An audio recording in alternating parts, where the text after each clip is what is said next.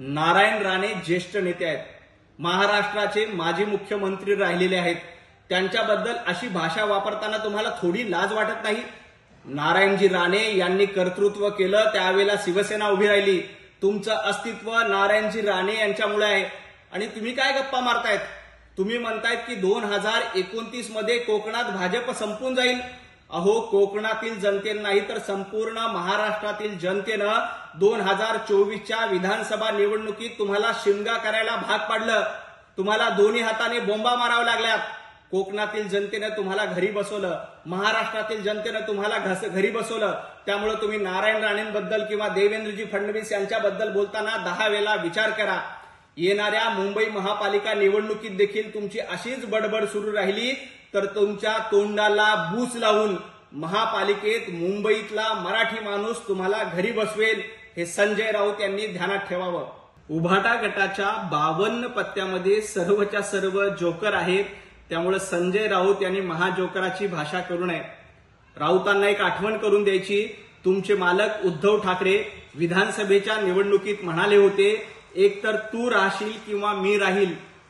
परंतु महाराष्ट्रातल्या जनतेनं उद्धव ठाकरे यांचा महाजोकर केला आणि त्यांना घरी बसवलं.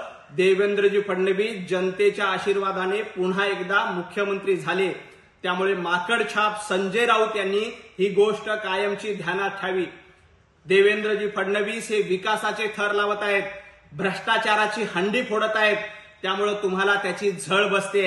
येणाऱ्या महापालिका निवडणुकीत महाजोकर तुम्ही आहात, महामाकड आणि माकडछाप संजय राऊत आहेत. हे महाराष्ट्रातला मुंबईकर मराठी माणूस दाखवून दिल्याशिवाय राहणार नाही. संजय राऊत मुंबई कुणी लुटली हे महाराष्ट्राला माहित आहे. उद्धव ठाकरे हे लुटारूंचे सरदार आहेत.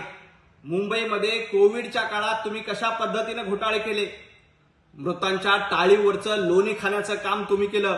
डेड बॅग देखील तुम्हाला पुरलेल्या नाहीत. एवढंच काय, कामगारांची खिचडी देखील चोरली. आणि त्याही पेक्षा गंभीर बाब म्हणजे मिठी नदीतला गाळ आणि त्याचं कमिशन देखील तुम्ही खाल्लंय. मातोश्री 2 कुणाच्या कमिशनवर उभं राहिली हे जरा उद्धव ठाकरे आणि संजय राऊत यांनी महाराष्ट्राला सांगून द्यावं. मुंबईतल्या ठेवी ह्या विकासासाठी आहेत आणि देवेंद्रजी फडणवीस यांच्या नेतृत्वात महाराष्ट्राचा आणि मुंबईचा विकास सुरू आहे. ज्या मुख्यमंत्री उद्धव ठाकरे यांच्या काळात 100 कोटींची वसुली सुरू होती, त्यांनी मुंबईतल्या घोटाळ्याबद्दल, ज्यांनी खिचडी खाल्ली त्यांनी घोटाळ्याबद्दल बोलू नये. हा मराठी माणूस भारतीय जनता पार्टी सोबत आहे, तुमच्यासारख्या घोटाळेबाजांसोबत कधीच राहणार नाही.